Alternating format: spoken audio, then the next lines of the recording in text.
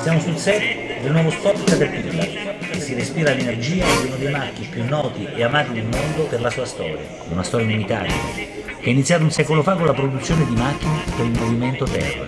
Forgiato dal lavoro, puro, autentico, audace, Cat ha trasferito il suo mondo valoriale anche nella creazione di collezioni di calzature, abbigliamento e accessori nuovi. Per raccontare il total look della nuova collezione autunno-inverno 2011-2012 ci siamo ispirati ad un modo tipicamente Cat, Join the Party.